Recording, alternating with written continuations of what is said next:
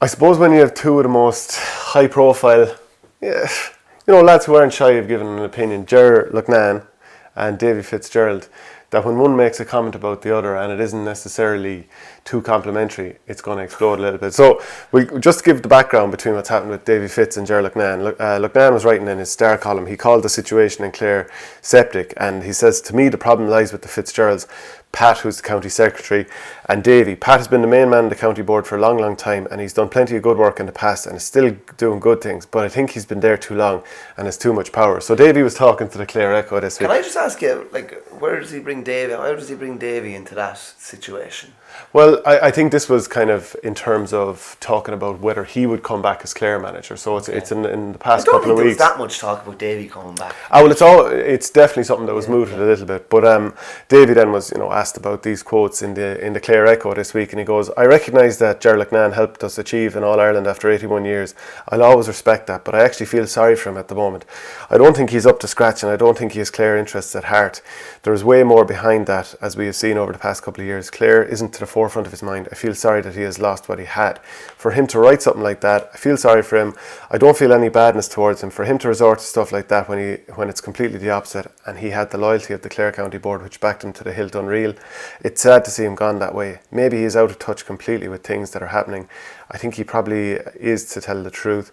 Ger doesn't bother me one way or the other. I'm just disappointed because my dad absolutely idolised him, but I just think enough people see through it. But it's just a pity he's gone that way. What do you think? It's interesting. He's not probably refuted everything that Ger Loughnane has said, and it's more to do with he's played the man and not the ball in a way. Like, the way I'd see it is saying I feel sorry for him, and that I think he's completely out of touch with things that are happening. For me now, and I could be wrong, but this is just my opinion on it, I think he's kind of, rather than discrediting the points being made, he's discrediting the man, and there's a hint of the game has passed you by, dinosaur vibe. Gone from the Sunday game even as well. Yeah, that you're no longer at the forefront of what's happening. Then, of course, saying that he doesn't have Clare interests at heart, that's certainly close to the bone. But of course, Loughnane is happy to go close to the bone. So I don't think you can feel necessarily too sorry for either. But is there a hint of Roy Keane versus Alex Ferguson here? There is a bit. It was interesting. I read Anthony Daly's book, and I was actually just going back through it recently enough, where he said that he couldn't really believe that when things were going bad with Clare at times, or even not when things weren't going bad when he was manager, that Loughnane always took a pop off, and that's how he felt it. And he felt kind of almost cheated as well. And I know, Ger Loughnane was never too soft on Davy. He always went hard at him when he was Clare manager.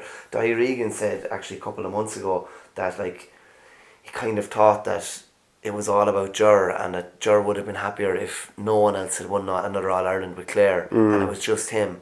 That's outlandish enough kind of thing to say, but there is here's the two lads that have got Clare their last 3 All-Ireland titles and have won 2 of them together as player and manager. They should have a great relationship. They should get on unbelievably well. They should share so much. 2 lads who are absolutely fanatical about hurling. Yeah, like they're such driven characters and uncompromising, as far as I can see, that if you ask Ger Loughnane a question, he's not going to give you an answer. Yeah. No, he's going to give you exactly what he thinks, straight down the line. And I think that's what it comes down to. The 2 lads that are unwilling to back down, which is probably the main reason that the 2 of them won All-Irelands the way they did. They're not willing to back down, and you don't care who's in your way. That's why you end up with these situations. People ask them questions, and they're not going to shy away from the answer. Yeah, well, I see the next Ger Loughlane's going to have a star column now. Yeah, about how he's not out of touch, about how he's telling the truth, about how he's in tune with what's going on, about how Davy is sidestepping the real issue here at heart, which is what Ger says about it's basically him and his dad and their control, or the cloud that they hang over Clare GA. So it's going to rumble on. Congrats to Davy Fitz, who of course got married recently, and a couple of the Wexford players that I follow on Instagram had pictures up, and sure, I suppose you can't help but be a little bit prurient now, not to the level of Rebecca Vardy and Colleen Rooney, which was some crack, I have to say.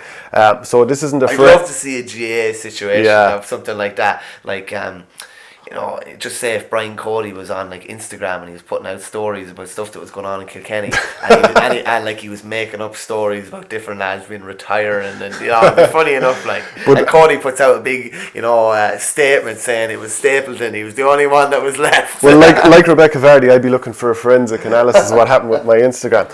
But I was actually looking at a couple of the pictures with that Lee Chin had put up, and there was a photograph that had some of the Wexford players. You know, there was people from many different counties at Davy's wedding, but in a photo that seemed to be just of Wexford people, you have Keith Rossiter, who's a selector in there, Kevin Foley, Dermot O'Keefe, Paul Morris, Sean Murphy, Conor MacDonald, Matthew O'Hanlon, and Lee Chin.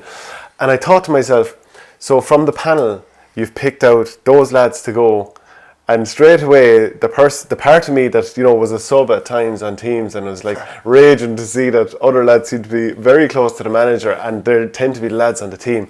I was there thinking, any Wexford lad looking on who either doesn't have his place or is in dread of losing his place is thinking, well, all those lads are guaranteed to start for the county next year. And I was just thinking, that'd drive me insane. Fair point, yeah, fair point. The only thing I will say on that is that a lot of the main leaders of the team weren't the ones on the bus last year going down to Clare. Yeah. It was a lot of lads, amazingly, it was a lot of lads from 16 to 30, which was unique in itself, and kind of showed you that, yeah, while maybe they weren't all invited to his wedding, they still all buy into what the manager is selling. Yeah, just an interesting. You're jealous. This has happened before, and you're not happy, and you want an axe to grind. And I know you want to mention a name, and I know you're going. Davy, thanks for giving me this opportunity, because Matty came. I'm only joking, lads. Yeah, so that's it. Let us know what you make of the Clare situation, and Davy and Ger having words.